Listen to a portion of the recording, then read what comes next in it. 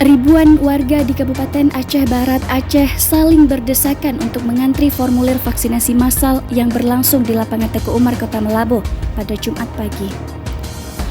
Tingginya minat dan kesadaran warga untuk mengikuti suntik vaksin ini sehingga mengabaikan protokol kesehatan seperti tidak menjaga jarak, bahkan sebagian warga tidak menggunakan masker.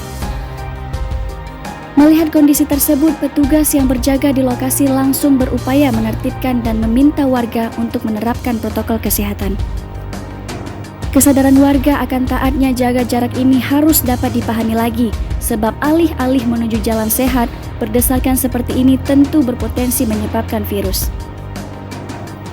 Wakil Ketua Satgas COVID-19 Aceh Barat, Letkol Dimar Bahtera, mengatakan animo warga dalam pelaksanaan vaksinasi massal sangat tinggi. Meski demikian, Dimar Bahtera mengaku warga yang saling berdesakan tanpa menjaga jarak tersebut hal yang tak mungkin kita hindari.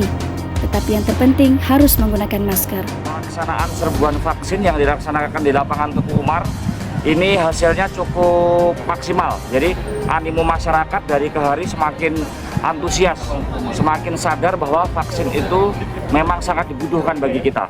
Kondisinya seperti ini yang terpenting ketika kita menuntut sempurna memang agak susah ya. Kita semuanya sempurna itu agak relatif susah lah, apalagi di tengah kayak gini. Tetapi yang terpenting utama makanya ketika ada prioritas antara 3M, 5M, yang pertama kali kita masker.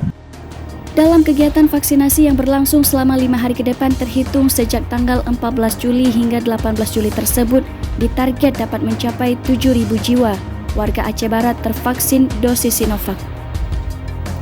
Dalam vaksinasi COVID-19 yang diberikan secara gratis oleh pemerintah kepada seluruh rakyat Indonesia ini, diharapkan dapat mencegah penyebaran COVID-19 di tanah air.